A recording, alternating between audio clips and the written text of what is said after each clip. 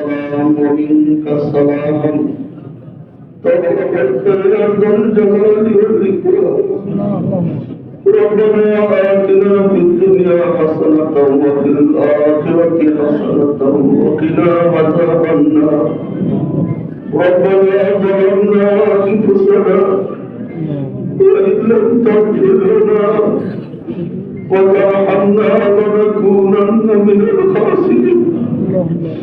ربنا لا تزغ قلوبنا بعد إذ هديتنا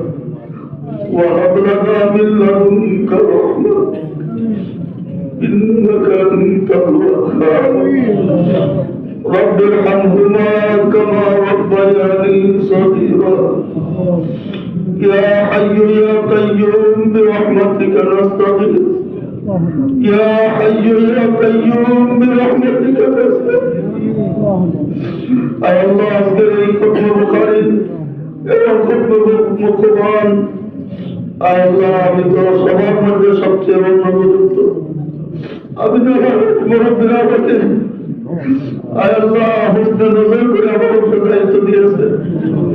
আয় আল্লাহ এখানে যাদের হাত তোমার কাছে পছন্দনীয় হবে আয় আল্লাহ তাদের উসিলায় খতম কোরআন এবং খতম বুখারীর উসিলায় আজকে আমাদের কাউকে তুমি মাহরুম করে দেবে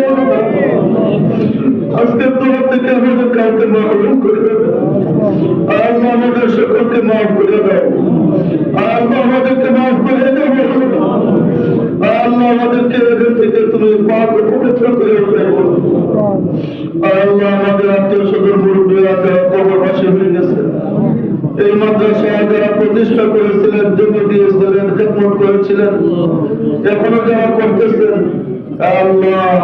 মাদ্রাসার শুরু থেকে এই পর্যন্ত যারা দুনিয়া থেকে বিদায় হয়ে গেছেন আল্লাহ তাদের কবরকে তুমি জান্নাতে বাগান বানাই কিয়ামত পর্যন্ত তাদের আল্লাহ সদকা জারিয়া সব তুমি প্রসেস করো আয় আল্লাহ এই মাদ্রাসার সমস্ত আসাতিজায়ে কেরাম মুহতামিম ছাত্র কমিটি এলাকাবাসী আয় আল্লাহ যারা মাদ্রাসাকে মহব্বত করেন দান করেন দেশ এবং বিদেশের যত মাদ্রাসার হিতাকাঙ্ক্ষী আছেন দানশীল আছেন বিশেষ করে যাদের নাম একটু আগে বলা হয়েছে আয় আল্লাহ সকলের দানকে তুমি কবুল করো সকলের খেদমতকে তুমি কবুল করো আয় আল্লাহ তাদের দানের উসিলায় তাদের আল্লাহ কামাই রোজগারের মধ্যে তুমি বরকত দান করো যারা চাকরিজীবী আছেন চাকরির মধ্যে যারা ব্যবসায়ী আছেন ব্যবসার মধ্যে যারা কৃষক আছেন কৃষির মধ্যে তুমি বরকত দান করো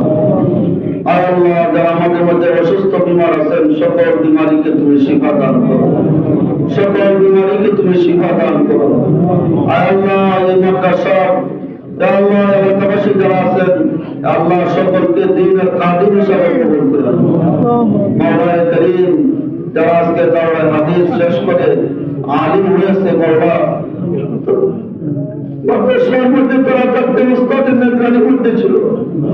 যারা ফারিগ হয়ে গেছে আল্লাহ তাদেরকে তোমার হাওয়ালা করে দিলাম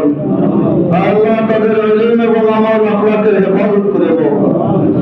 আল্লাহ তাদের সিনার মধ্যে নূরে নবুয়তের সাথে নূরে নবুয়ত দান করো দ্বীনের মুআল্লিম দ্বীনের খাদিম দ্বীনের দাঈ এবং মুবাল্লিগ হিসাবে কবুল করে বাকি সমস্ত ছাত্রদেরকে তুমি কবুল করো আলিমে হক্কানি রব্বানি বানাও মাওলা আল্লাহ সামনে পরীক্ষা সব পরীক্ষার মধ্যে সকল ছাত্রদেরকে ভালোভাবে উত্তীর্ণ হওয়ার তৌফিক দান করো মাওলানা করিম আমাদের সকলের উপর তুমি খাস রহমত নাযিল করো আমাদের উপার্জনের মধ্যে বরকত দান করো যারা দোয়া চেয়েছেন সকলের জন্য পছন্দ করা করে দাও আয় আল্লাহ এখানে অনেক বড় বড় উলামায়ে কেরাম শাইখুল হাদিস মুহাদ্দিসিন আয় আল্লাহ সকলের খেদমতকে তুমি কবুল করো আল্লাহ সকলকে তুমি হেফাজত করো